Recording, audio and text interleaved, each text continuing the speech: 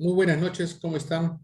Bienvenidos nuevamente a SEP Online, una actividad desarrollada con el esfuerzo de la Sociedad Científica de Ergonomía y Psicosociología del Perú, una sociedad sin fines de lucro, una sociedad que está llevando hace muchos años a todo el país de forma presencial y ahora virtual lo que se pueda hacer para contribuir al conocimiento y contribuir a la mejora en la hermandad de los peruanos, así como a nivel internacional. Hemos tenido el apoyo de muchas personas a nivel internacional y hoy en día es necesario que todos pongamos la mano dentro de esta connotación de la pandemia por COVID-19.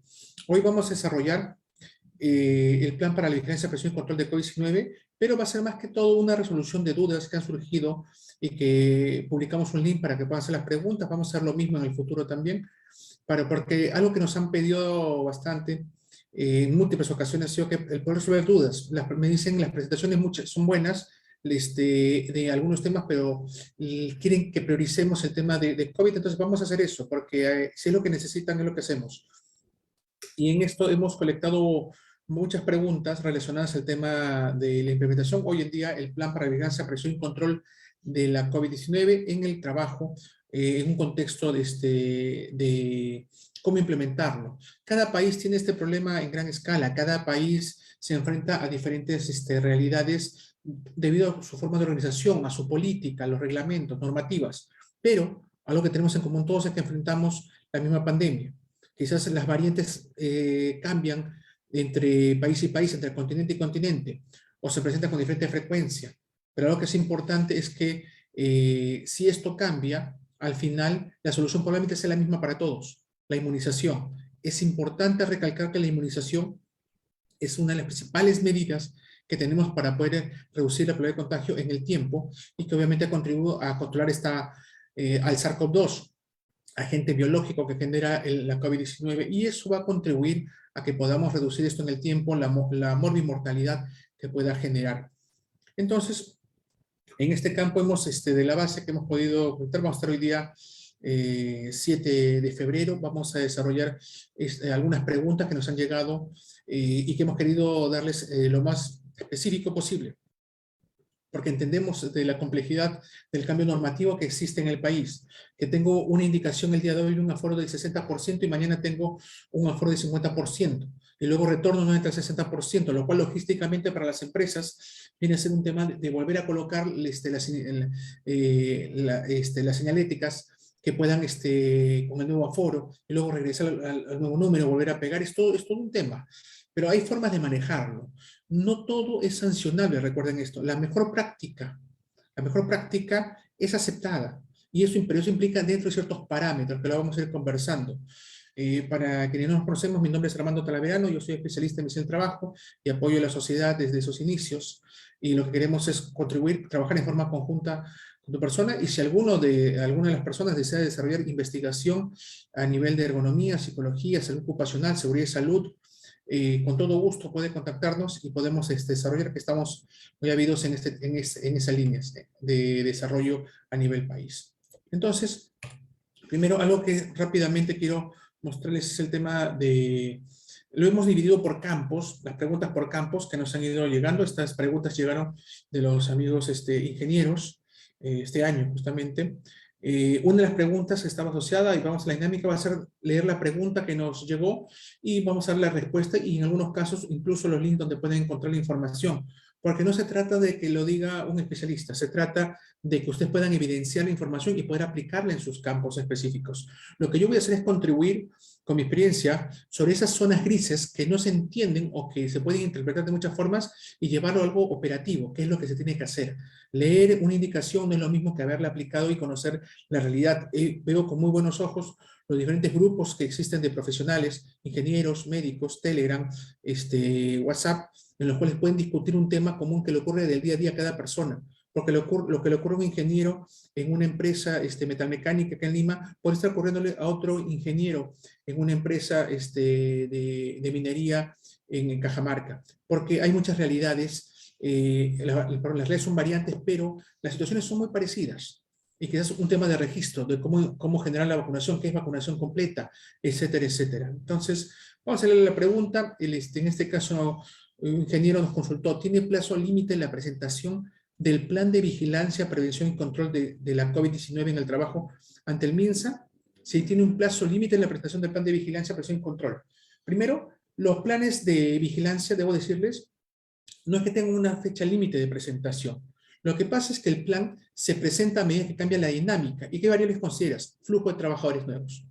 Si yo tengo nuevos trabajadores, debo incluirlos en la nómina de trabajadores que estoy reportando y por lo tanto debo actualizar el plan que voy a presentar ante el MINSA. Entonces significa que si tengo nuevos trabajadores el siguiente mes, probablemente en 3 meses tengo nuevos trabajadores, voy a tener que volver a presentar el plan actualizado. Un criterio importante. O sea, no hay una fecha límite, sino que depende de mi dinámica. La dinámica del flujo de nuevos trabajadores. Otro tema importante.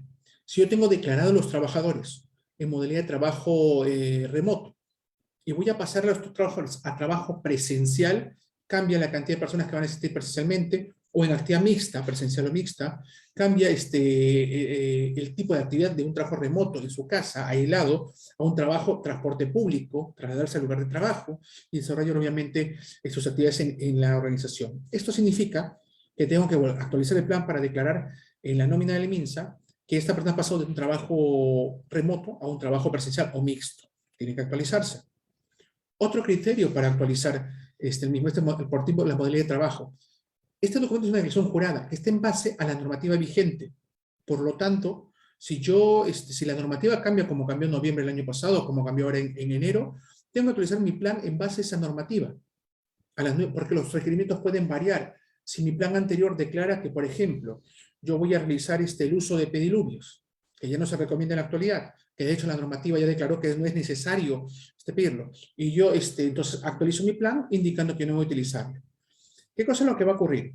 Algunas veces tengo algunas medidas que son mayores a las que pide la norma legal. De repente la medida que yo estoy implementando indica toma de temperatura en el establecimiento de salud. De todas maneras vamos a seguir tomando, porque consideramos que hemos detectado, porque tengo justificación, he detectado 20% de mis casos han sido detectados al ingreso. Nadie reportó sintomatología, pero tenían temperatura elevada, resultó que el 30% tenían COVID-19. Justificas una acción. La norma ya no habla sobre el tema de emisión de temperatura, pero tú puedes implementarla, una medida mayor que cuida más a la persona, al trabajador, al usuario, al paciente, al ciudadano, al proveedor, al cliente, cualquier persona que quieras considerar, está por sobre una medida de menor exigencia. Y eso es porque cuida más al trabajador sustentado científicamente. Y eso es importante.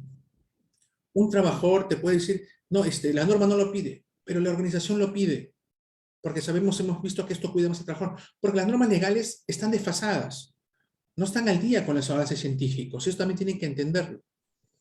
Como también si alguien tiene una medida de menor exigencia y no se cumple lo que está en la normativa legal, el trabajador puede también exigir que se cumpla, totalmente de acuerdo.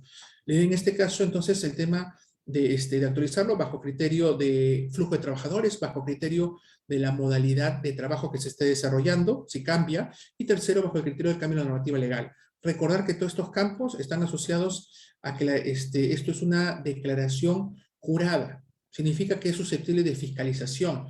Y si es susceptible de fiscalización, se va a ver que cumple lo que pide la normativa como mínimo, y si no se cumple, es susceptible de una infracción. Así que eso es lo que tenemos que considerar en este tipo de trabajos. Entonces, considerando este detalle, les dejo acá el link, por si acaso, de la Resolución Ministerial 1275, que justamente es la que está llevando los parámetros asociados principalmente a estos conceptos.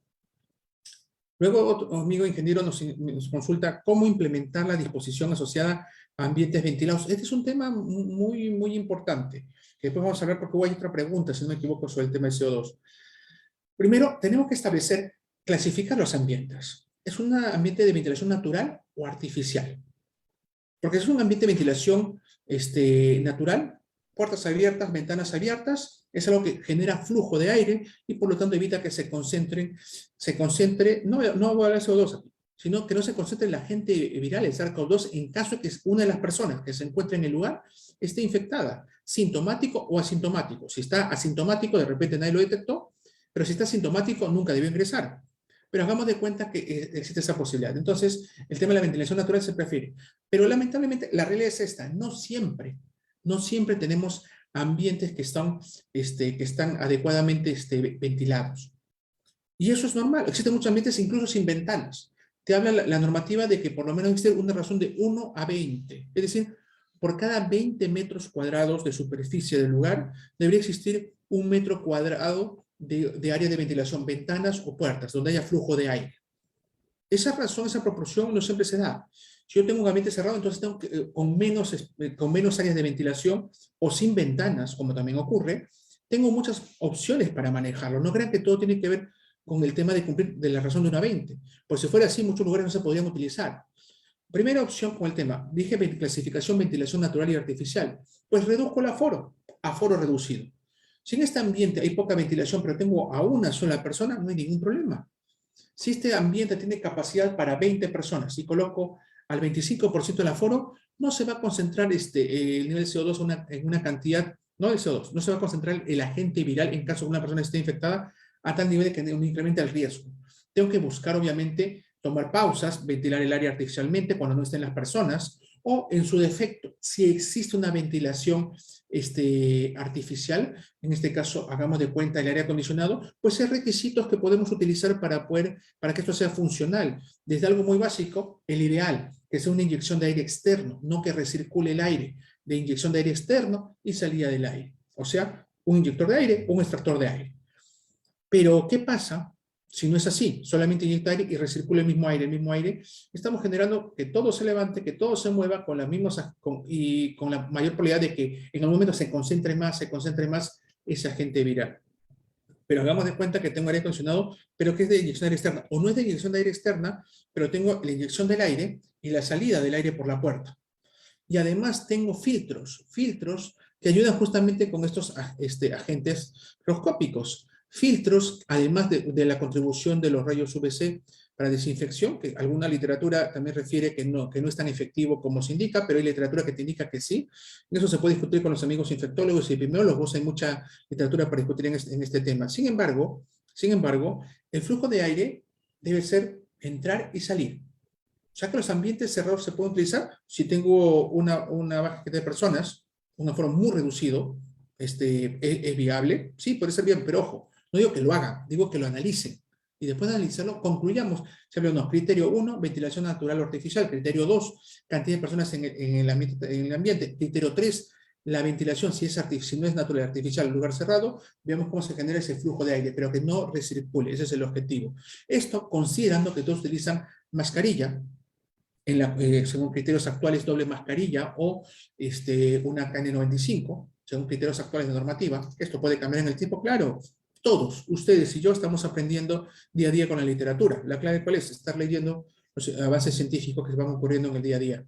Eso es importante, eso es muy importante. Igualmente les dejo acá un link del Instituto Nacional de Seguridad y Salud en el Trabajo. Este punto número 2, permítame colocar el puntero.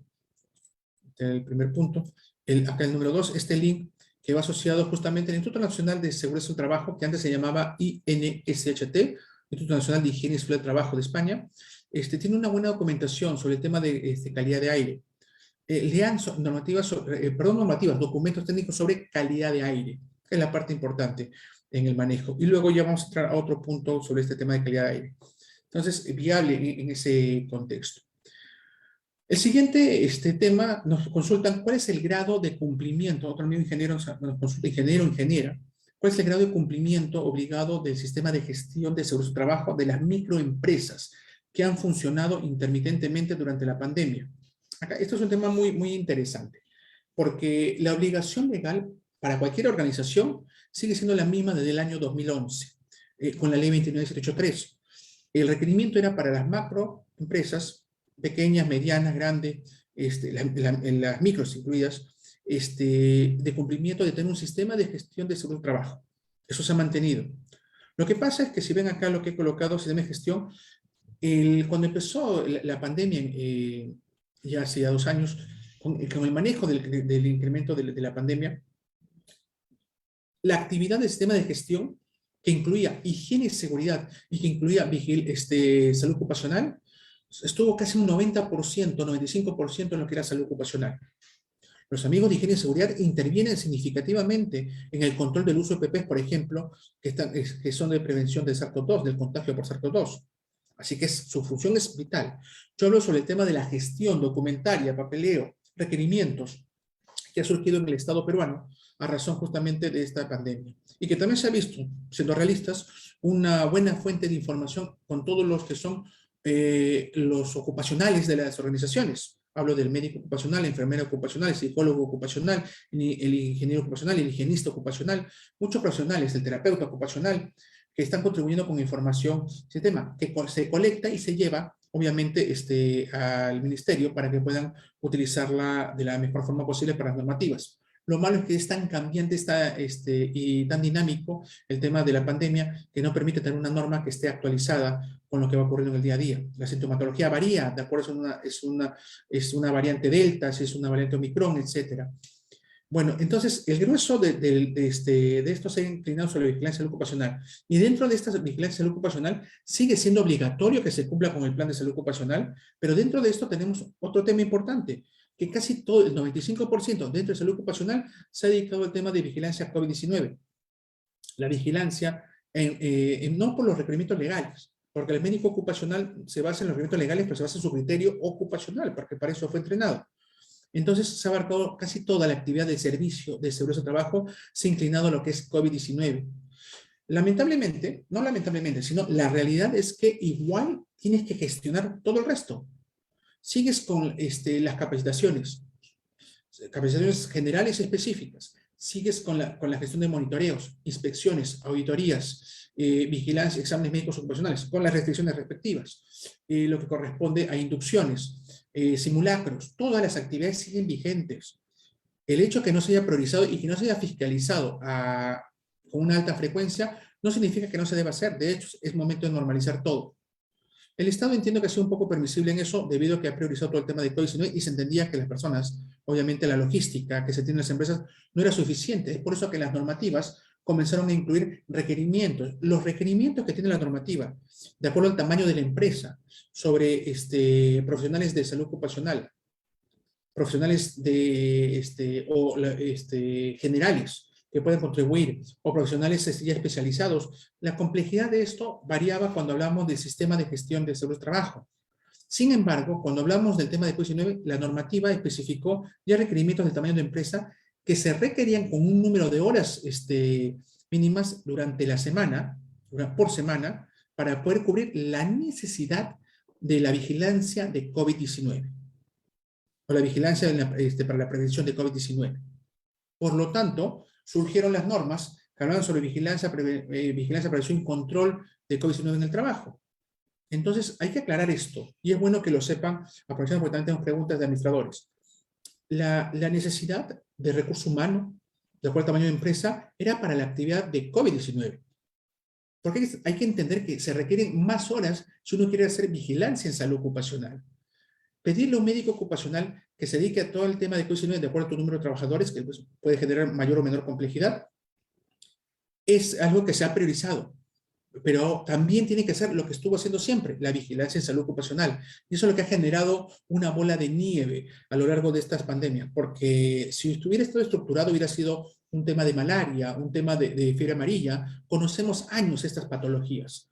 El sistema, el protocolo, todo hubiera sido algo fácil de digerir y manejar. Pero esto no, esto fue nuevo y íbamos cambiando constantemente. Y a eso se agregan los requisitos que tienen que llenar el personal ocupacional de la organización. Eso genera una alta complejidad. Entendamos y apoyemos al servicio de seguridad de trabajo que está realizando un trabajo no del 100%, sino del 150 o 195%, diría yo, dentro del proceso. Entonces hay que ser muy, muy transparentes en esto. Les dejo, bueno, acá no, porque está dentro de la normativa de la ley 29783, con el tema de cumplimiento del sistema de gestión de seguridad de trabajo desde el año 2011. Anteriormente, obviamente, era una buena práctica, pero en el año 2011 con la ley se estableció este requerimiento para cualquier tamaño de empresa. Ahora, algo que deben saber también, no es una sanción el que no tengas todo. Hablo de microempresas. Una microempresa tiene una exigencia similar, pero de menor complejidad. Por ejemplo, una microempresa probablemente no va a tener un reglamento interno de seguridad de trabajo, pero tiene un manual de buenas prácticas. Una microempresa no va a tener un comité de seguros de trabajo, pero va a tener un supervisor de seguros de trabajo. Una microempresa habrá priorizado el tema de COVID.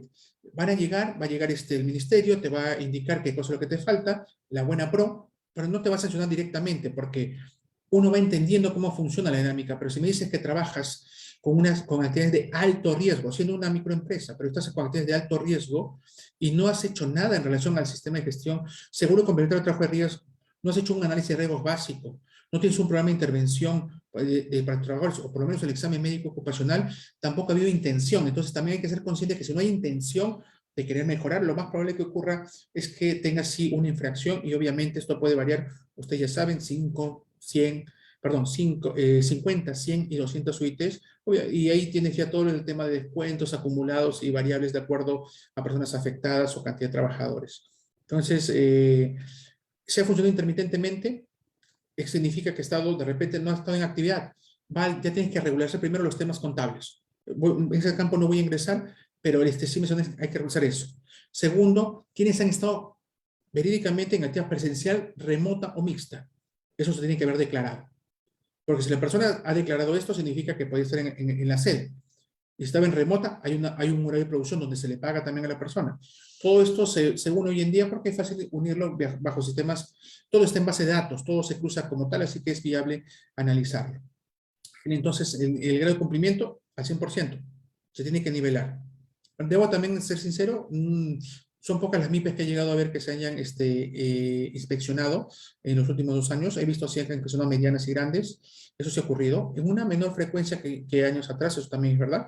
Pero eso se está controlando, así que no extrañaría que el segundo semestre de este año también se dé de igual forma con los años anteriores.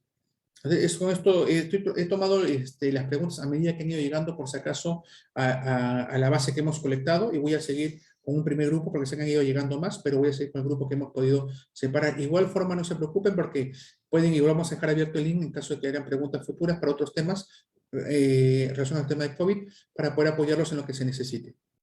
En el campo de medicina hemos tenido un mayor número de preguntas. Nos preguntan, por ejemplo, los links enviados luego del envío del plan son supervisables y obligatorios de completar. Entendemos que se refería a los links enviados luego de enviar el plan de vigilancia, prevención y control de COVID a los trabajadores, si son supervisables y obligatorios de completar. Link, por ejemplo, ¿qué links adicionales existen? La ficha epidemiológica. Para hacer la ficha epidemiológica, el médico ocupacional o la enfermera ocupacional colectan información, puede colectarla en las entrevistas o puede colectarla a través de una encuesta. Es obligatorio llenar todos los links, todas las formas de colectar información sobre COVID-19, que es parte de salud ocupacional, que es parte del servicio de seguridad del trabajo, son obligatorios de completar. No es una opción el no hacerlo, no quiero llenarlo. Primero, porque la información de salud se maneja de forma confidencial, eso tiene que garantizarlo. Número 2, la información de salud sirve para prevención, que es el principio básico de la Ley de Seguridad del Trabajo, 29.783. Por lo tanto, sí tenemos que llenar las fichas epidemiológicas que den información sobre mis factores de riesgo, información sobre mis contactos, información sobre con qué personas tengo contacto en la casa, si alguien que de repente trabaja en salud, además de mi persona, si yo visito hospitales por alguna razón, etcétera, etcétera. Datos de salud, si estoy vacunado, porque todo eso sirve para tomar decisiones que es idóneo para ti, para la persona en la organización. Además, para la población en general. La ficha sintomatológica. Si yo hago actividad presencial o mixta, los días que voy a hacer actividad presencial, voy a la sede de la empresa, o hago mixta y los días que me corresponden ir también a la sede, tengo que llenar obligatoriamente la ficha sintomatológica. Ficha que es revisada por un personal de salud, que ves justamente si tiene sintomatología y que tú ya sabes que si presenta sintomatología relacionada a COVID-19, que te dan un listado, no puedes ingresar a la sede porque podría haber una probabilidad de que seas portador del SARS-CoV-2 y que también además estés desarrollando la enfermedad y puedes contagiar a otras personas. También es obligatorio llenar la ficha sintomatológica. Y aclaro, porque acá hubo una confusión. La ficha sintomatológica, la ficha que inicia en los últimos 14 días, hay que adaptar esto para el día siguiente, en las últimas 24 horas. Obviamente el primer día, en los últimos 14 días, se ha tenido alguno de estos síntomas. El segundo día, en las últimas 24 horas, y así vas avanzando los días que están declarando. Esto se puede hacer en papel, recomendable que sea virtual, todo se llena por celular, es algo muy rápido, casi todos tienen celular, así que se puede manejar, obligatorio.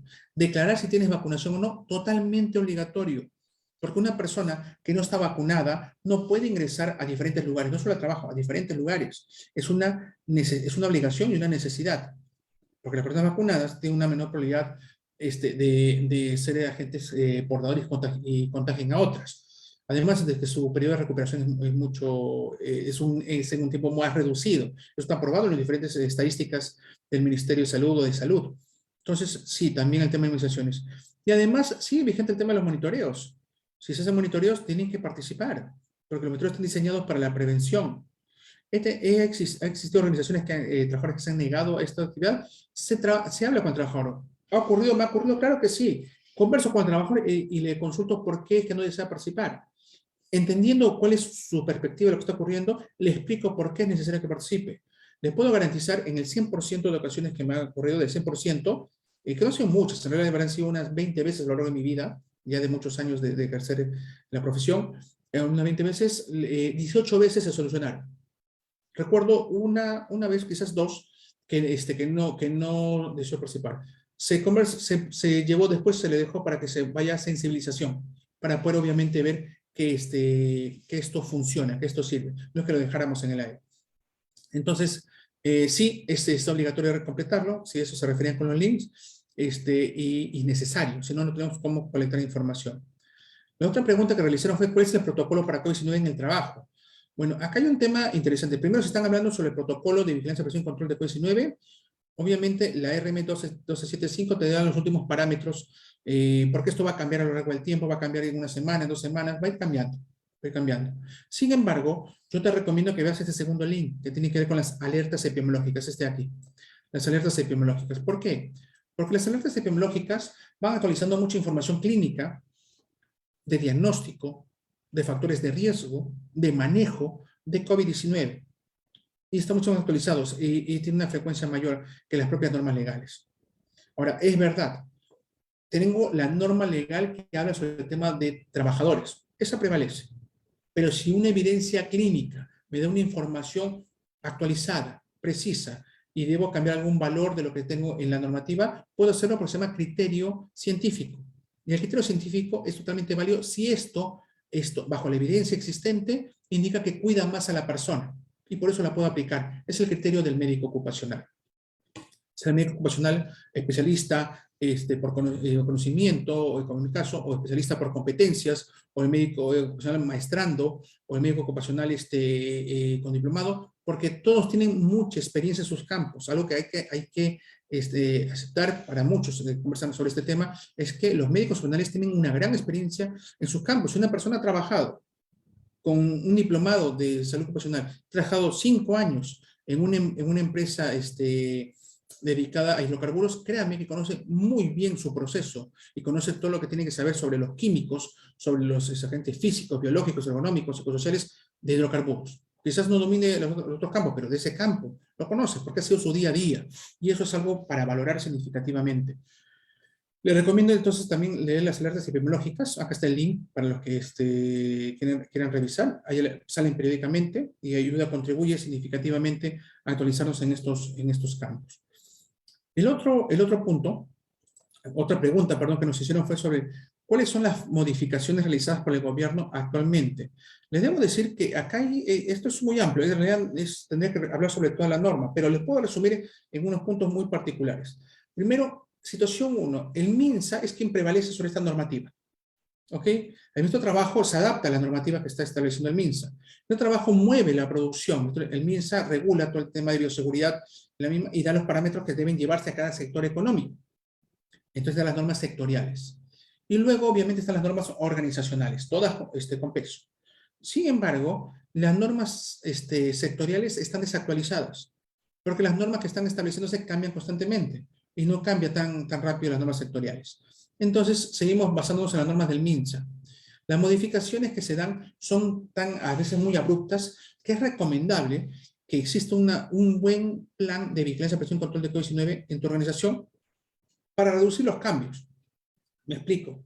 Por ejemplo, nosotros en una organización mantuvimos el tema de la distancia de 2 metros, incluso cuando la norma indicaba 1.5 metros, porque la evidencia decía que a mayor distanciamiento, menor probabilidad. ¿Y puedo pasar de 1.5 a 2 metros? Claro que sí. Hoy en día ya estamos manejando 1.5 metros, sin embargo, no era una mala decisión, era una exigencia mayor y tenía una mayor probabilidad de éxito para lo que queríamos, reducir la probabilidad de contagio. ¿Existe evidencia sobre el tema de uso de epidurales que no reduce la probabilidad de contagio? Sí, por lo tanto se retiró. Entonces, la evidencia científica contribuye bastante, significativamente. Resumiendo, el tema principal que se ha tocado en la última norma ha sido el tema de ventilación. Tener áreas ventiladas, garantizar la ventilación natural o artificial. Si es artificial, con parámetros relacionados al tema de ventilación mecánica, con uso de filtros, con uso de rayos, según necesidad. Hay muchos tipos de filtros equivalentes, no solamente los filtros EPA, hay otros también equivalentes que pueden servir. Pero no siempre se tiene, porque todo eso tiene un costo muy elevado. Pero usted me dice el costo, yo pongo acá costo y le envío a una persona que pague. Pues en realidad, sí, es verdad, estoy de acuerdo contigo, pero hay que ser lógicos. Entonces, hay formas de gestionar esto con un tema, por ejemplo, de puertas abiertas, además del área del aire que se inyecta, la zona. Lo que sí, como mencioné, no recirculación de aire. Y además de otras variables. El tema de distanciamiento de 1.5 metros, necesario, obligatorio. Pero recuerda este detalle, lo que no está en la norma. ¿Cuándo es que te retires tú la mascarilla? Cuando vas a comer. Si vas a comer, es diferente que yo tenga a una persona a 2 metros y que es diferente que yo tenga una barrera, aquí, una barrera transparente, por el cual obviamente no va a haber contacto con la otra persona. Entonces, la distancia de 2 metros podría reducirse a 1.5, sí, podría hacerse, si garantizo la división de los espacios. Pero si no, no, porque se van a retirar la mascarilla. Y se retira la mascarilla, dicen, tengo 2 metros, pero uno está frente al otro, y conversa. Es una probabilidad, y lo que buscamos es reducir esa probabilidad. Entonces, cuando se coma hay que tener mucho cuidado. Por eso, se prefiere entonces organizar el lugar de trabajo, que no coman en el lugar de trabajo. Si es necesario, entonces coloquemos una ubicación que esté ventilada, separar a las personas, turnos para comer. Hay muchas formas de poder controlar esto. No hay una regla única. Hay muchas combinaciones que se definen como condiciones y organización del trabajo, por si acaso. Tienen que conocer, por si acaso, todos los parámetros relacionados a esto. Les sugiero que lean a Julio César Nefa, sociólogo con un doctorado, que maneja muy bien, tiene una publicación sobre condiciones y medio de trabajo, para que vean todos los puntos donde pueden intervenir para la prevención. Aplica directamente al tema de prevención del COVID. Otro punto importante, el lavado de manos. De 20 a 40 segundos. La discusión 20, no 40. Amigos, de 20 a 40 segundos. No se haga un problema por eso. De acuerdo si están tomando fuentes de OMS, la nacional, hay varias. OPS, el lavado de manos. O desinfección, alcohol gel. No se usan toallas de tela. No se usan, no en la actualidad. Es papel toalla, descartable. Y todo lo que descartas tiene que tener una bolsa, un contenedor rojo, donde está, porque es por el posible material biocontaminado. También se considera. Entonces estamos hablando de distanciamiento, estamos hablando del lavado de manos, la ventilación y algo que está manejando, las mascarillas. Sé que hay mucho debate sobre eso y hubo mucha discusión. De hecho, existían personas que indicaban, no, ves, les indiqué que tenía que usarse otro tipo de mascarilla. Amigo, no discutas sobre este tema. Lee la literatura. Sí, va cambiando en el tiempo. Lo que afirmaban al inicio ya no es ahora, porque se va conociendo más esta gente. Van mutando, y eso implica quizás cambiar también las medidas que desarrollamos. La sintomatología cambia, no puedes considerar que son los mismos síntomas al inicio de la pandemia que ahora. Y eso también tiene que uno adaptarse, entender que esto es dinámico, hasta que llegue un momento en que se transforme solamente en una vacuna y que eso ya no nos afecte. Una vacunación para todos y que no afecte, que sea como la influenza, algo más controlado, de alguna forma.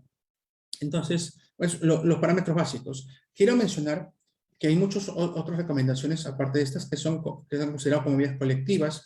El tema, por ejemplo, de la restricción de uso de áreas. Si una persona, tu criterio es el principio es evita que las personas se crucen entre ellas, que cada uno esté en su estación de trabajo. Yo les recomiendo siempre esto, las células de trabajo. ¿Qué es una célula de trabajo? Tener a los grupos de personas aislados un grupo de otro. ¿Qué significa? Si en el grupo A tengo 4 personas, en el grupo B tengo 5 personas, y no es necesario por el proceso operativo que ellos tengan contacto directo, y pueden comunicarse vía telefónica, vía intercomunicador o algo similar, entonces que no tengan contacto directo. Porque si una persona del grupo A se llega a detectar que es un caso sospechoso de COVID, aislamos al todo el grupo A, pero no es necesario el grupo B. Pero si tuvieron contacto por más de 15 minutos, con una cercanía menor a 1 metro, cara a cara, o con contactos físicos similares, eso implica que ahora tenemos algo que se puede haber propagado en todos esos espacios. Entonces podríamos incluso cerrar un área, un piso, toda la sede de la organización. Eso es lo que queremos prevenir. Les sugiero que trabajen en base a células de trabajo. Llámenle como gusten, usen el nombre, no es mío, es de la literatura. Se ha practicado en España, se ha practicado en Centroamérica. Esto es algo usado, muy usado. El concepto va en tener grupos de trabajo que no contacten con otros, y también te sirve para organizar los turnos de entrada, de salida, almuerzo. Reduce la probabilidad de contagio. ¿Ok? Estas son de las principales medidas. El tema del flujo, hay que ser sinceros también que una medida, quiero mencionarlo, no quiero entrar en detalle, pero sí mencionarlo, el tema del aislamiento. Es verdad, se ha reducido 10 días el tema de aislamiento. Y este esquema, que puede bajar incluso hasta 7 días, va a depender mucho si la persona tiene sintomatología o no, y si tiene vacunación o no, si tiene factores de riesgo o no. Es verdad. Sin embargo, quiero mencionarte esta medida es para estas variantes que existen en la actualidad. La Omicron fue la principal en la actualidad. Pero quiero aclarar que esto no es un estándar de por vida. No lo tomes así, porque va a depender de cómo se presenta, cuál es el perfil de la nueva mutación que exista, y así hasta que conozcamos, de repente aumenta el tiempo, disminuye el tiempo, no lo sé. Por eso, tomemos esto como una situación actual, como una medida transversal, pero no como un estándar de por vida o que aplique a todas las medidas. No, no es de esa forma. Les recomiendo como una buena práctica dentro del proceso. Luego nos preguntaron también otro médico, ¿cuál es el protocolo para COVID-19 en personas vulnerables? Y esta pregunta es muy buena porque hace tiempo mencionamos el tema de gestantes.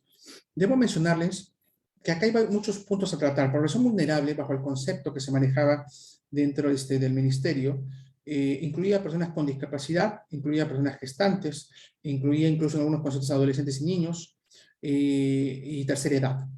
Voy a mencionarles los puntos que están normados y que también aplican desde el punto de vista técnico. Primero, las personas con discapacidad pueden realizar actividad laboral. Va a depender mucho, no aplica el tema, hay una diferencia entre lo que es riesgo de seguro de trabajo, lo que es riesgo para complicaciones por COVID-19. ¿Okay? Una persona que tiene una discapacidad puede tener un nivel de riesgo, de acuerdo a lo que realiza. De repente es un contador, un nivel de riesgo bajo, desde el punto de vista de seguro de trabajo. Si uno hace un análisis de riesgo rápido, puede haber muchas variantes. Acá en Lima, un puesto, una oficina, acá en San Isidro, en un primer piso. Pero esta persona se va a trasladar. ¿Okay? Nivel de riesgo. Se va a trasladar a tomar una unidad pública o de repente privada, o el mismo, porque depende del tipo de discapacidad. No todas las discapacidades son motoras. Hay discapacidad visual, auditiva, en situaciones. Entonces, hay que analizar qué tipo de discapacidad tiene la persona. Pero esto, ojo, acá lo que importa es el nivel de riesgo para COVID-19. ¿Ok? Entonces, la persona vulnerable, cuando usa un análisis, va a establecer primero, según su discapacidad, de repente una discapacidad asociada a un problema del sistema pulmonar, del sistema respiratorio, los pulmones. Un momento, esto sí es serio. Porque la persona se contagia, de repente tiene una capacidad pulmonar al 80%, no al 100%, ¿por qué razones? Una insuficiencia, una fibrosis, qué sé yo, cualquier situación. Esto, amigos, implica que tenga un riesgo incrementado. Eso lo analiza tu médico ocupacional, lo analiza usted, colega, para poder determinar justamente si la persona debería o no ir. Depende del tipo de discapacidad. Y agregue ese análisis, como recomendación, como colega, agregue ese análisis los procesos periféricos. Si la persona va a trabajar, el traslado y el retiro. Y si se queda, comer. Eso es lo que tiene que entrar en el parámetro. Pero eso lo hace para todos los trabajadores, con y sin discapacidad. ¿Okay? Acá depende mucho del tipo de discapacidad. El tema de las gestantes y lactantes están establecidos en la normativa. La persona gestante debe optar por el tiempo asociado al tema de la gestación, que tiene los permisos establecidos por normativa legal en el Perú, al igual que la lactancia. En ese contexto, ese contexto, entonces me dicen, pero una persona gestante podría hacer actividad laboral. Sí puede ser actividad laboral.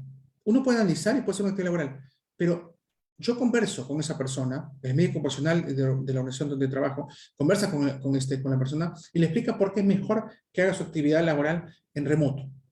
Puede trabajar en remoto, idealmente, pero nunca en un puesto de alto o muy alto riesgo, particularmente ni mediano.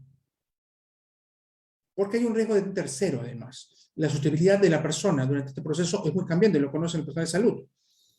El periodo de lactancia se mantiene exclusivo, se debería mantener exclusivo hasta los 6 meses, y se puede mantener hasta los 2 años con la lactancia. Se recomienda que por lo menos hasta los 6 meses, se mantenga igualmente con el mismo criterio de la gestante. Si va a haber algo, que sea en trabajo remoto. Es lo recomendable. Las otras situaciones bajo responsabilidad del médico ocupacional, pero nunca alto o muy alto riesgo, mediano, discutible, pero porque puede tener un nivel de riesgo mediano, protección al público, pero coloco un método de barrera completo y ya no tengo contacto con el público. Sí puedo hablar, pero no tengo contacto con el público en absoluto. Pasa a ser mediano a un bajo. Hay muchas formas de estructurar esto, pero se recomienda que gestante y lactante esté en trabajo remoto y hasta los 6 meses de lactancia por lo menos. Luego hay que evaluar. Tiene que volver a evaluar el médico ocupacional y en base a eso establecer la medida a seguir. Adolescentes y menores de edad. Recuerden que adolescentes pueden trabajar, sí, 17, 18 años. Permiso de los padres, que no afecte su educación y que no sea una actividad de alto riesgo. En la actualidad, para el tema de COVID-19, la regla de trabajo se mantiene igual. Sin embargo, acá estamos hablando, para el adolescente, en lo que corresponde al mismo criterio de la gestante. Hablamos de una protección. Pues tengo una etapa de desarrollo de sistema inmune. También no está al 100%, entonces hay que protegerlo. Recuerda que hoy en día ya se pueden vacunar estas personas, deberían estar vacunadas también. Así que en este caso, persona adolescente también pasa a trabajo remoto. En caso que exista con los permisos respectivos, quiero aclarar, no es que lo fomentemos, en absoluto. Menores de edad no deberían trabajar, pero la realidad es esta. El trabajo en la calle, el trabajo informal, existen muchos niños trabajando, no deberían. Hay que ver el tema de apoyo de parte del Estado para poder justamente apoyar a estos chicos que tienen contacto, los que venden golosinas y pasan de persona en persona, de auto en auto, conversando con persona y persona. Y miren que en los autos es el lugar donde más se retiran las mascarillas las personas. No es que es mi auto, estoy yo solo, pero no recuerda que esta persona abre la ventana y pasa muchos niños que están vendiendo y que también podrían contagiarse en forma bidireccional. Entonces también hay, ojo, recuerden, el lugar donde más se retira uno la mascarilla, además del tema del momento de comer, es dentro de un auto. Cuando dice que es su auto, o auto particular me refiero. Cuando uno conduce y lleva a una persona. Hay que tener mucho cuidado con ese punto. Entonces, acá el protocolo a seguir es el tema justamente de aislamiento de la persona, o el trabajo remoto en la persona, y no el presencial, en todos los manejos. El de accesibilidad, perdón, el de personas con discapacidad va a depender mucho de la accesibilidad que tenga la persona, y el flujo que vaya a realizar, y el tipo de discapacidad que pueda tener. ¿Ok? Luego hubieron 3 preguntas más en el campo, dentro del campo médico, y dentro de esto que estamos mencionando, dice respecto a la medición del CO2. Esto es una pregunta muy, muy buena, porque todas han sido buenas. O sea, quiero decir que se ha preguntado poco, y que es algo importante porque no sabemos qué hacer. No sabemos, bueno, en muchos campos. Respecto a la medición del CO2, ¿qué parámetros tenemos como valores o rangos normales? Y acá viene un tema interesante. Yo les recomiendo que primero lean sobre calidad de aire. Primero, se han dado cuenta que el tema de la calidad de aire juega mucho de la mano con cantidad de personas que se encuentran en el área, los flujos de aire que llegan a esa área, obviamente, y los sistemas que arrojan ese flujo de aire. Lo segundo que les recomiendo que manejen es el tema del proceso respiratorio. Consumimos oxígeno, botamos CO2, dióxido de carbono. El dióxido de carbono no tiene relación directa con el tema del SARS-CoV-2.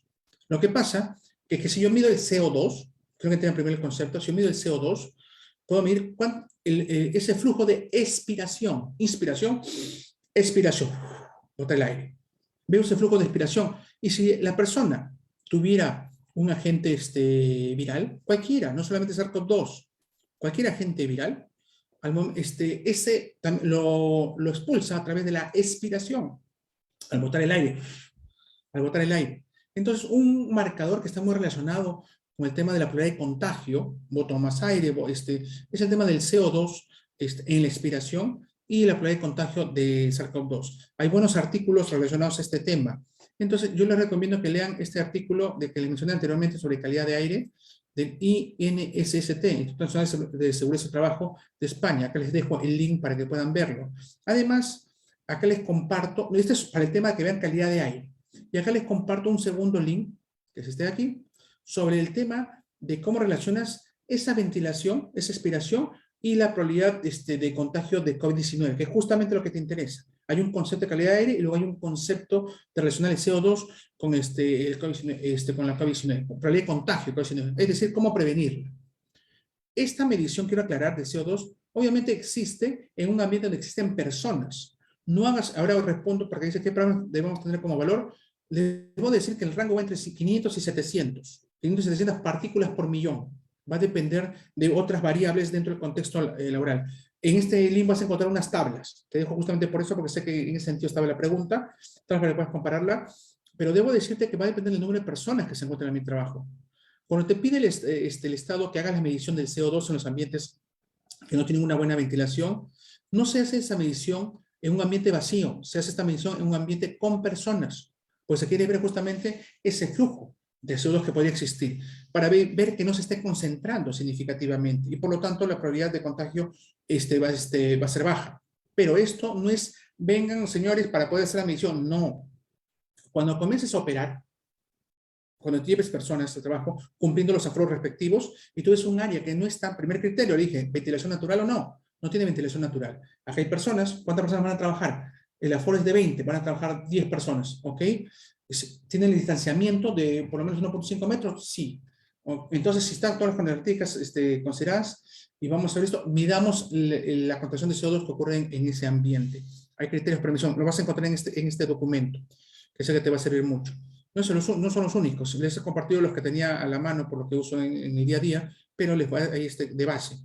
Y vas a poderme hacer esta medición. Cuando la concentración se supera las 500 partículas por millón, de hecho los poros están en base a 500 partículas por millón, se incrementa significativamente, esto es una curva exponencial, se incrementa significativamente la probabilidad de contagio por COVID-19, porque como le dije, va de la mano, expiro CO2, expiro también partículas que llevan el agente viral y aumenta la probabilidad de contagio. Y si el ambiente está cerrado, se concentra, recircula, y eso es lo que queremos evitar. Te dejo este link para que puedas revisarlo, va a ser algo muy bueno para todos, porque sé que hay una brecha, he visto monitoreos, pero obviamente no hay una lógica de medición, no hagamos la medición por cumplir, hagamos una medición que sirva. Si este valor está por debajo de los 100, no hay mucho que discutir en realidad en ese ambiente. De hecho, ojo, ventilación toda cuenta, flujos, todo cuenta.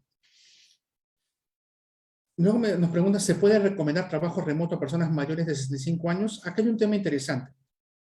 Factores de riesgo de COVID-19.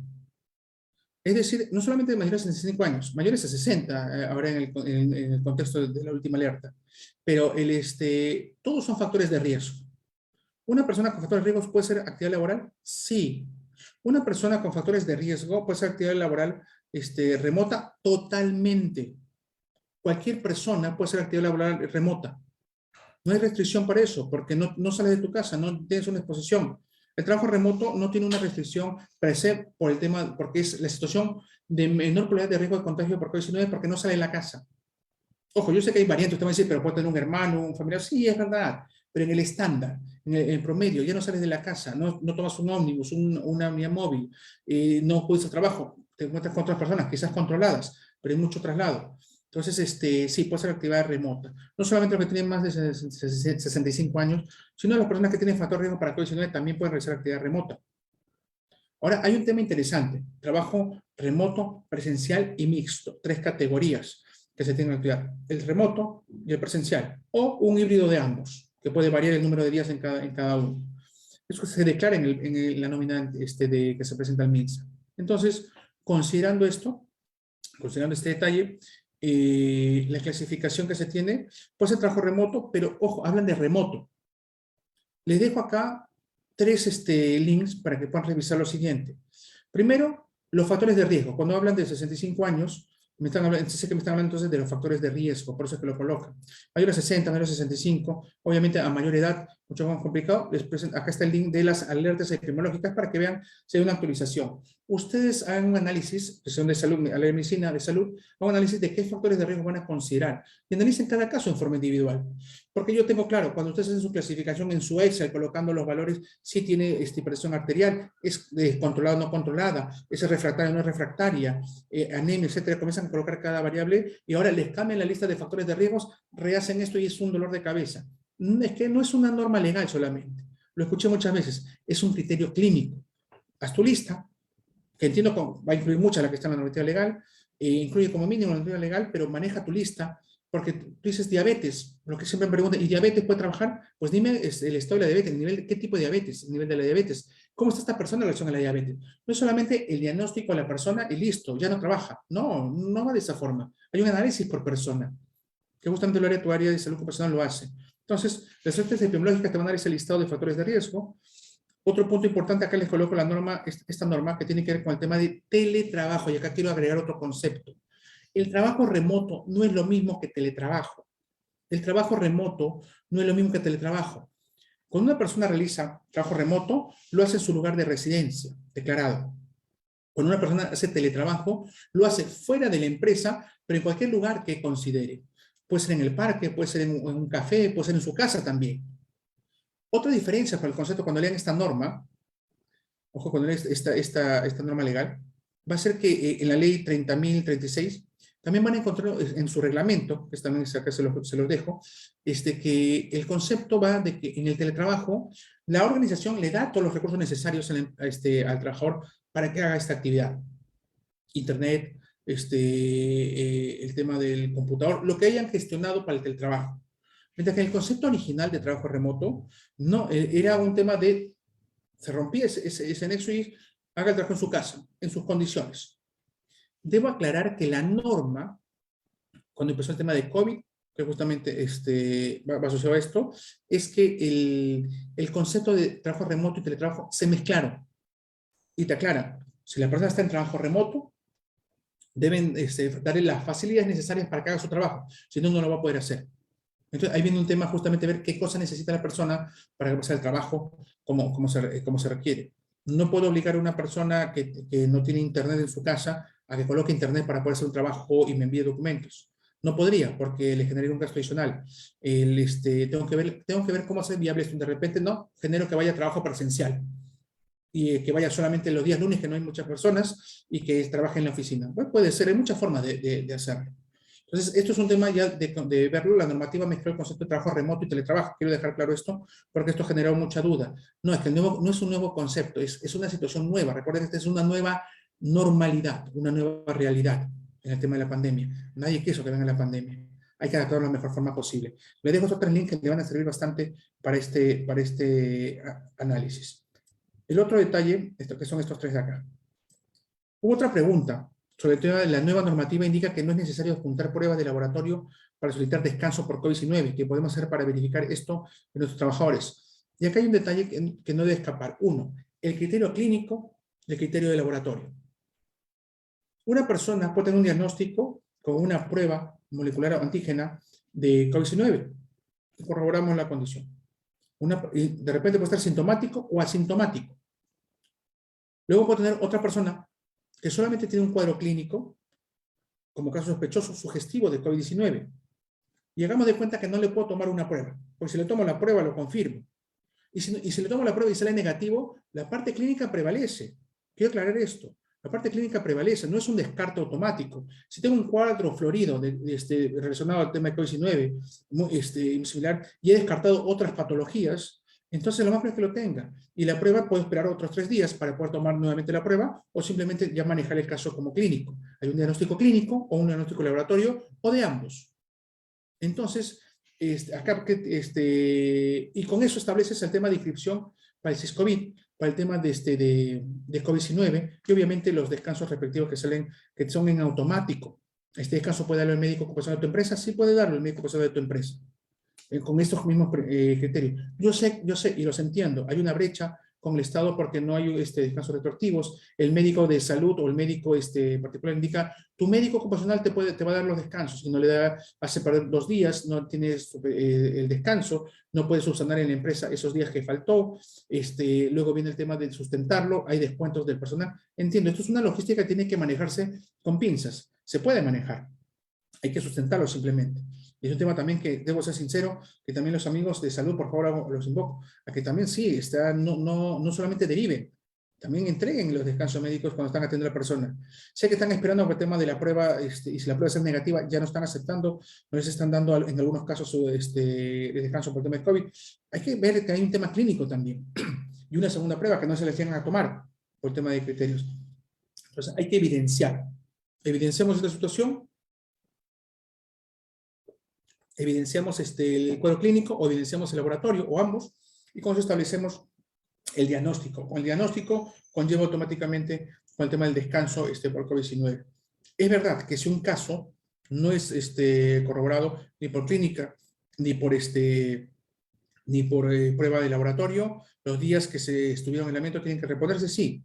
Es una situación también gris, una situación que se presenta. No es mala fe del trabajador, tampoco mala fe del empleador, simplemente se presenta la situación. Son días que se tienen que recuperar, o salvo que obviamente haya una negociación con el empleador y que esto no se recupere. Pero estos, en teoría, se deben recuperar.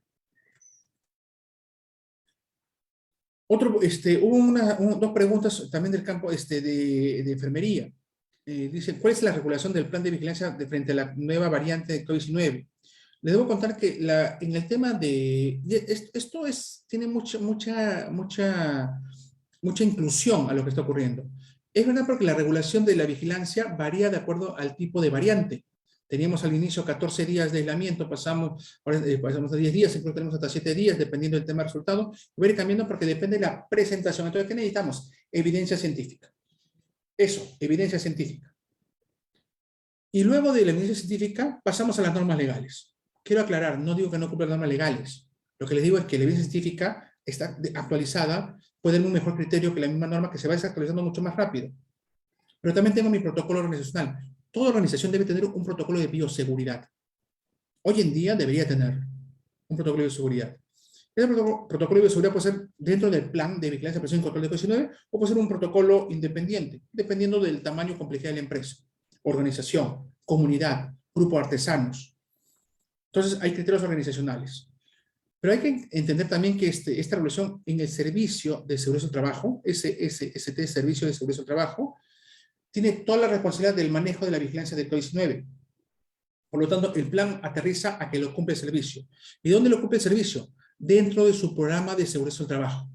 O sea que hoy en día, COVID-19 es parte del plan de vigilancia ocupacional, que a su vez es parte del programa de seguridad del trabajo. Importante, no lo tengas aislado, no hagas doble trabajo. Incluye las capacitaciones de tu plan de COVID-19, incluyas dentro del plan de capacitaciones del sistema de gestión de seguridad del trabajo. Simplifica la acción, porque es un virus más que se puede incluir dentro del proceso, con obviamente regulaciones específicas. Y obviamente luego viene el tema del profesional ocupacional. Todo este plan tiene funciones que se aterrizan en el médico ocupacional. Aclaro si la pregunta estaba establecida cuál es la regulación actual. Entonces igualmente acá les dejo la norma, la 1275, para que vean los parámetros ya específicos de la misma, que es lo mismo que hemos conversado hace un momento. El plan, quiero aclarar que este plan, ya que lo menciona, de repente estoy tratando de cubrir todas las posibilidades de la pregunta, tiene que estar elaborado por un personal de salud, necesariamente, pero debe estar avalado, aprobado por el Comité de Seguridad del Trabajo de la organización, y luego llevado, obviamente, a la gerencia, dirección de la organización, para que sea transmitido al Ministerio de Salud. ¿Ok? Hay responsabilidades: organización, comité, servicio de salud del trabajo. Hay más responsabilidades que antes. Luego otra pregunta dice, en una empresa con menos de 100 trabajadores donde existe médico ocupacional, ¿qué actividades están permitidas para el personal de enfermería? Esto ha ocurrido bastante. Quiero mencionarles, ha ocurrido bastante. Las funciones. Ahora me dan muchas funciones, hay funciones que no me corresponden. Les explico cómo va esto. Cuando existe una vigilancia de salud ocupacional, significa que existía un médico, una enfermera, un técnico de salud, un psicólogo, un ergónomo, no sé, lo que existiera como tal. Se dedicaban a la vigilancia de salud ocupacional. Cuando vino la segunda parte, que está justamente acá, perdón, que esté aquí, lo que corresponde a vigilancia de COVID, casi todas las funciones de los que estaban en esta área de salud ocupacional se dedicaron al tema de vigilancia de COVID-19. Lo que te dice la norma es que había un número de horas dedicadas al tema de vigilancia ocupacional. Anteriormente. De hecho, tenías un personal de salud, dependiendo del tamaño de la empresa. Más de 200 trabajadores, menos de 200 trabajadores. Había una serie de reglas. Pero hoy en día, este grupo está abocado al tema de COVID-19. Y la norma te habla de un número de horas dedicadas al tema de COVID-19. Y luego necesitas horas dedicadas al tema de salud ocupacional. Lo mencioné hasta el inicio, quizás en una de las preguntas. Entonces, aterricen esa realidad. Declaren cuánto es, porque está la labor, y quiero aclarar, no solamente la labor presencial, es la labor virtual, porque el grueso, les puedo garantizar que el 90% de actividades que desarrollan los que están visitando empresas está en la labor virtual, en la actualidad. Y eso hay que sincerarlo. Llamadas telefónicas, responder correos, analizar datos, entrar al COVID, gestionar los casos, etcétera, etcétera. Y esto estoy hablando de COVID. Ahora hablemos de salud ocupacional, registros, informes, exámenes médicos ocupacionales, CAMOS, certificado de médico ocupacional, estadísticas, etcétera, etcétera. Entonces, acá hay funciones que estaban establecidas. El reglamento de la ley 29783 ya establecía funciones de la vigilancia de salud ocupacional. La 1275, que es el link que le estoy dejando, establece las funciones para la vigilancia de COVID-19. Y acá viene una tercera variable que quiero mencionarles. Y esto acá es donde entra algo que siempre me comentaban los colegas. Y ahora también aprovechando también que la enfermera o enfermero. Y es que yo realizo las funciones para las que fui contratado. Me dicen, ¿quién debe realizar la inspección sobre los equipos de protección personal para COVID-19? ¿El médico, la enfermera, el ingeniero, el higienista? Yo le digo a quien le asignen la función, porque es un tema de contratación. La inspección puede ser a cualquiera de los cuatro. Es cómo se distribuyen las funciones, porque es una inspección. Que va en el campo sí de PPs, pero también va en el campo al tema de salud. Al que le asignen la función. Todo va a depender del tema de contrato que se tenga. Pero me dice, doctor, ¿y yo debo hacer además atención asistencial? Bueno, eso depende. ¿Qué dice tu contrato? Además de las condiciones que te den. O sea, todo va a ir de la mano de eso, pero ya tengo muchas horas dedicadas a este tema, al tema de COVID, la salud ocupacional, y ahora me quieren que me encargue de COVID. Yo les he dicho que contraten a otra persona, es lógico. Tienes horas dedicadas al tema de salud ocupacional, pero quieres ver el tema de COVID-19. Tienes dos opciones. Uno, contratas a otra persona, pides contratar a otra persona. Dos, te aumentan el número de horas que vas a dedicarle a la actividad. O tres, se genera una nueva gestión para el tema de COVID. Yo sugiero que sea dentro del mismo servicio de servicio de trabajo, con horas sesionales de tu persona, horas, o que se agregue un profesional adicional para que haga esta función. Porque igual va a faltar mano. Yo reconozco y aplaudo cómo se han bancado las actividades de COVID-19, de vigilancia de COVID-19 y salud ocupacional durante el primer año de pandemia, sobre todo, también el segundo, pero el primer año vi cómo hicieron las actividades sin quejas. Hay muchas empresas reconocieron esto y aumentaron el número de horas. Otras lo manejaron de una logística diferente. Bueno, la idea es que se vea que se entienda que hay un trabajo. Pero el tema de funciones va a estar establecido de acuerdo al contrato. Además de lo que está preestablecido. La norma te pide que se haga algo. Ahora, ¿con cuántas personas lo hace? ¿Con uno, con cinco? Y esa es la logística de cada empresa. Obviamente que está apegado a la realidad. Yo no puedo presentar que una persona tenga una enfermera que se encarga de los 100 trabajadores, maneja salud ocupacional, maneja COVID-19, y luego indicar, y si falta alguno, pero mira, no entregaste todos los registros, no se presentaron los casos COVID, no se agregaron al SIS-COVID, no puedo exigir todo eso si sé que el número de horas sacado en una hoja de Excel, que alguna vez es un ejercicio, un día lo conversamos si gustan, el número de horas no era inferior a 16 horas semanales. En este caso, que estamos hablando de 100 trabajadores, ojo, varía porque de acuerdo a qué actividad desarrolla esta empresa. Trabajo de campo, trabajo de gabinete, es una empresa contable, es una empresa que visita hidrocarburos, o hace levantamiento de información en campo, es de mensajería, o sea, depende mucho del tipo de actividad. Acá les dejo el link para que revisen la normativa, que también están los personales que se necesitan de acuerdo al tamaño de la empresa, que también es un tema que creo que les puede servir en este contexto. ¿Ok? Eso es para este adicional. Esto es lo que nos resultaba el tema de enfermería. En psicología nos hicieron dos consultas. rápidamente, para no extralimitarme del tiempo. ¿Es obligatorio realizar el monitoreo psicosocial durante la pandemia? Les cuento que sí. Nunca se quitó esa obligación. Ley 29783, riesgos psicosociales sin y con pandemia, porque después se agregó en los últimos 2 años también volvió estos riesgos en el contexto de la pandemia. Tú trabajas trabajando, pero obviamente con el temor, el miedo, el estrés, la ansiedad por el tema de contagiarse. Claro que existe en gran escala, hubo mucho temor, fallecían personas por contagio. Era lógico esperar eso. Entonces se pidió antes y se pidió ahora. Solamente te recomiendo algo, son realidades distintas, por lo tanto no son comparables. Puedes comparar el resultado anterior y posterior por un tema de ver cómo se incrementó, disminuyó alguna dimensión, pero no es comparable para la trazabilidad porque son realidades totalmente distintas. Y luego cuando acabe la pandemia vas a ver a una nueva realidad que tampoco se compara con la que fue pre-pandemia, porque es una realidad post-pandemia, post este temor grande que existió, cambia lo que llaman la nueva normalidad. Entonces sí, sigue siendo obligatorio. Me pregunta un psicólogo o psicóloga, ¿tengo que hacer 2 monitoreos psicosociales? No, tengo que hacer 2 monitoreos psicosociales, es decir, por el sistema de gestión de seguridad del trabajo y por pandemia COVID-19. Acá esto es un tema interesante. No, porque el monitoreo ya está evaluando a la persona. Recuerda que el monitoreo evalúa los factores psicosociales en la organización, en este caso expuesto al tema de COVID y hace un tiempo en la organización sin estar expuesto al tema de COVID, que es diferente obviamente a una de salud, a una farmacia atendiendo al público o a una persona que trabaja como de mantenimiento de grifos por el contacto. Entonces, no son los monitoreos, en realidad es un único monitoreo que enfoca diferentes realidades, ¿ok? Para el manejo. Obviamente hay que incluir variables, depende mucho qué herramienta estás utilizando. El ISTAS 21 no es suficiente para hacer monitoreos psicosociales en la época de COVID. Hay que agregar otras encuestas, porque es complementaria la información. Quiero aclarar eso. O sea, no es que solamente sea uno, o sea, se complementa en una sola evaluación. Entonces hay que ver el tema del monitoreo psicosocial, trazabilidad en el tiempo, la repetición, y obviamente tienen que haber recomendaciones para poder mejorar. La pregunta que se hizo por un administrador de una organización dice, ¿es peligroso enviar un trabajador a pasar exámenes médicos ocupacionales? Mi médico puede hacer ese trabajo en su tópico, y acá hay un tema interesante.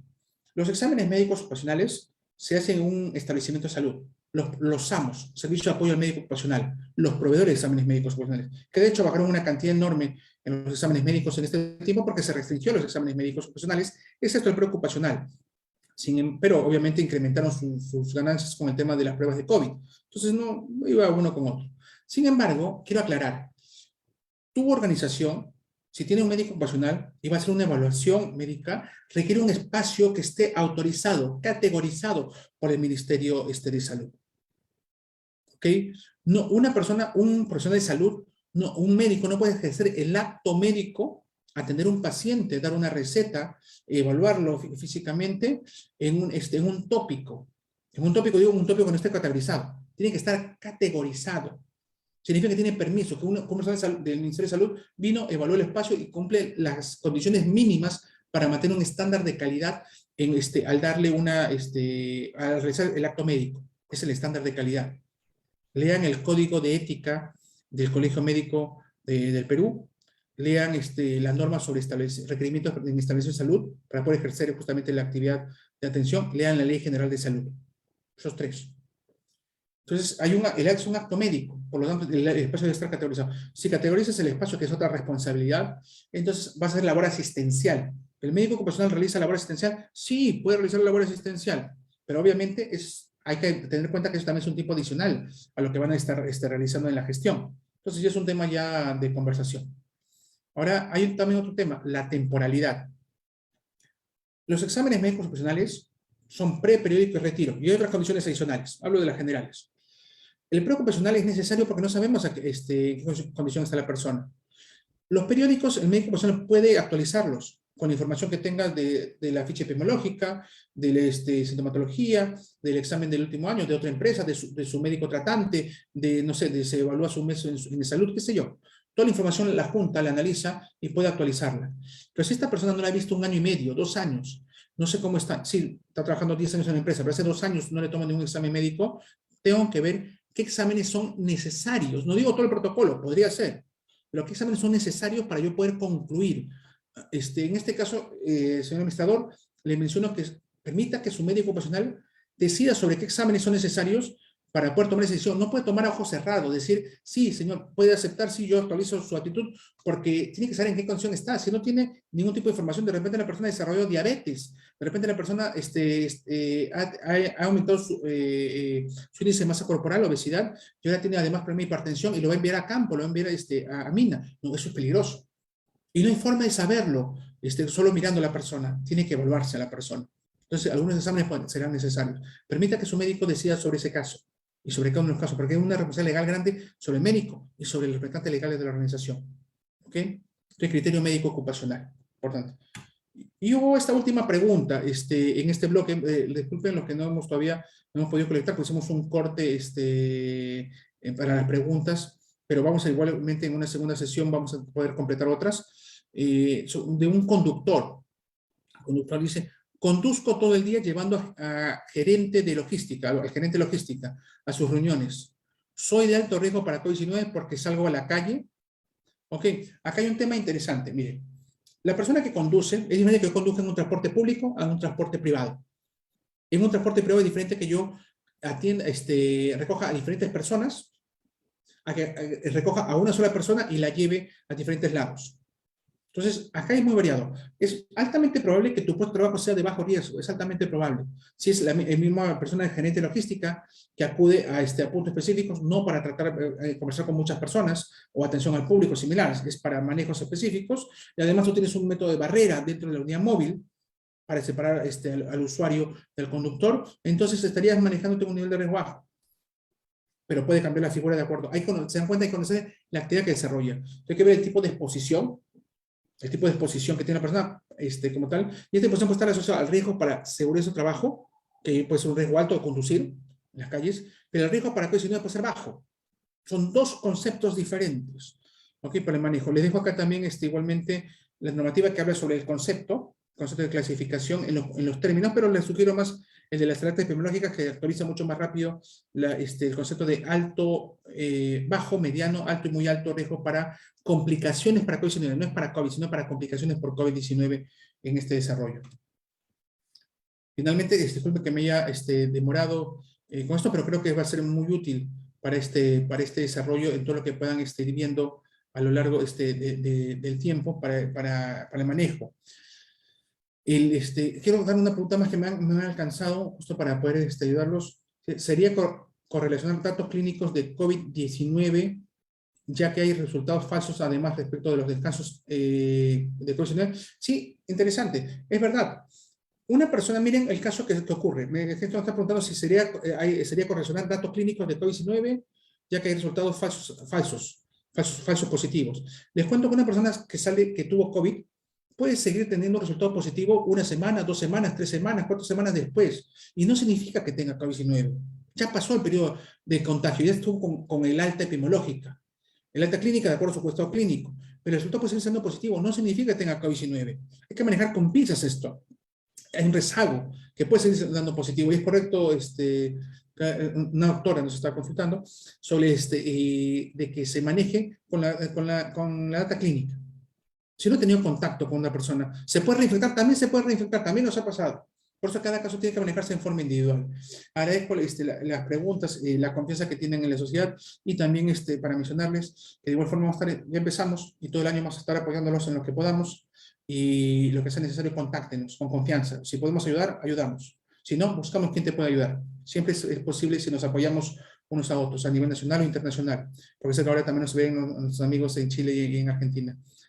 Bien, muchas gracias a todos, y gracias en nombre del ESEP. Este fue ESEP Online, en el tema Plan para la Vigilancia, Prevención y Control de la COVID-19 en el Trabajo, consultoría, y vamos a tratar de manejarlo, tratar de resolver más dudas en lo que van refiriendo. Muchas gracias a todos y muy buenas noches.